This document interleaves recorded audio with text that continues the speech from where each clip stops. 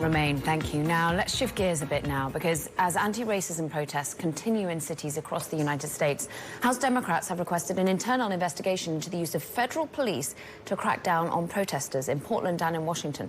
Now, the move comes amid reports that federal police have been detaining protesters in Portland while wearing no name tags or identifying themselves. It's an important time, therefore, for Bloomberg's Scarlet Fu to be standing by with a perspective from a key black CEO. Scarlet.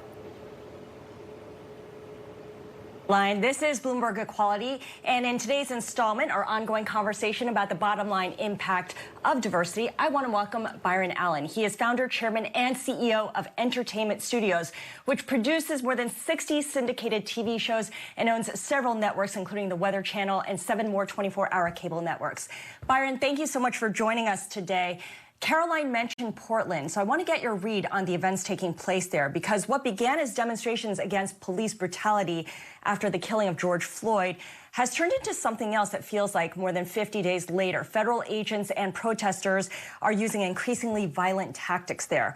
Have the protests turned into something that's gone far away from their origins? Is what we're seeing in Portland an effective way of delivering protesters' messages, or has that gotten lost a bit? First of all, thank you, Scarlett, for having me. No, I think what you're seeing is suppression. I think that you're seeing someone trying to stop freedom of speech and interrupt the flow of communication that's needed at this time in our country. It's wrong, and it should not be happening, and I believe it will get handled. The American people are strong, resilient, and will always prevail, and it's not right.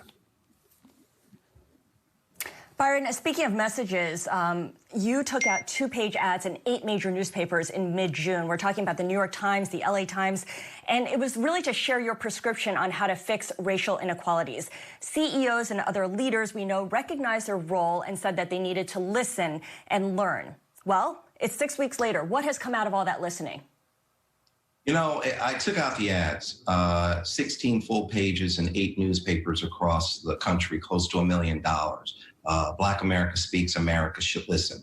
And it's posted at thegrio.com if you want to read it. And basically, it was 10 steps to make sure that we never come back here again.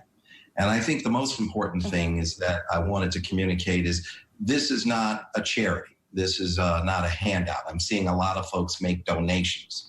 And we can't donate our way out of this. We need to invest and do this as a partnership. And donations will not accomplish this. It will leave us in the same spot we're in right now. We need to make a heavy investment in education, and we need to make sure that every American is properly educated so we can compete globally. We need to make sure that every American has access to capital that's not predatory, and jobs and opportunity and home loans. We need to compete as one nation. We need to become one nation. The problem is something that Martin Luther King taught us years ago. We have 2 Americas, and one America has access to education and opportunity and jobs and mentorship, and the other America doesn't, and 2 Americas will not survive. Unfortunately, that moment is coming. We're starting to see the 2 Americas unravel. And we are a small nation compared to the entire global population. We're about 4% of the global population. And we need to come together and conduct ourselves as one American tribe. And as we come together, I think the rest of the world will follow. And as we achieve one nation, we can achieve one planet. And that's when I think you will start to see a lot of progress. But we can't do this through donations. We have to do this as investments. Right, and through action. Now, of course, a lot of people are looking ahead to new leadership to provide that catalyst for change. And of course, come November, anything could happen. I know that you're a big supporter of former Vice President Joe Biden. If he should win office, Byron, what is the single most important action that he needs to take to signal to the Black community that he gets it? Well, I think there's a lot he needs to do. He needs to make sure that we as African Americans, we have an opportunity to really get a good education, have access to capital that's not predatory, jobs, be a part of the American economic fiber. The United States government has over $1 trillion in government worker pension fund money, not managed by African Americans, not invested in the African American community. He needs to stop the police brutality, the environmental injustice. You have a lot of environmental issues in African-American neighborhoods, and we need to address that, as well as global warming, the greatest threat to humankind. This pandemic that we're in right now, you're going to see more of those because we're moving, because of climate change and global warming, we're moving more and more of the animals and the animals and species closer to the human food chain. And that's going to trigger more pandemics, and this will be the norm and not the exception. There's a lot we have to address, and we have to do it quickly. We have to understand what's happening here with our climate and what's happening with global warming and how that is such a great threat to us. It's probably the greatest threat we will face as human beings. I think it's important for him to choose someone, an African-American female, to be his vice president. He should have done it yesterday to really ignite the African-American vote, which is the most important vote because it is the deciding vote. Quite often, the white vote is split 50-50, and you need the African-American vote to be the deciding factor. And he needs to show a lot of respect for that immediately. Byron, who would you recommend the former vice president choose as his running mate?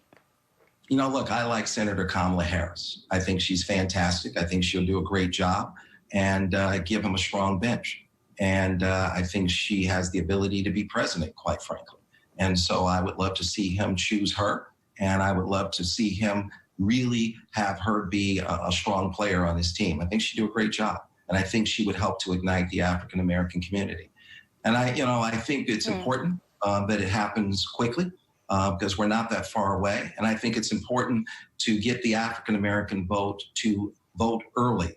Don't just vote. The African-American vote needs to vote early because of voter suppression. So you can't show up on November 3rd like you're a white person. If you're African-American or Hispanic, you have to show up 3 or 4 days early, and you have to do mail-in ballots if they allow it. Because voter suppression is a big problem in our country, and gerrymandering, and the way around it is to vote early. Don't try and vote like you're white if you're black. Byron Allen, thank you so much. Byron Allen is Entertainment Studios founder, chairman, and CEO. From New York, this is Bloomberg.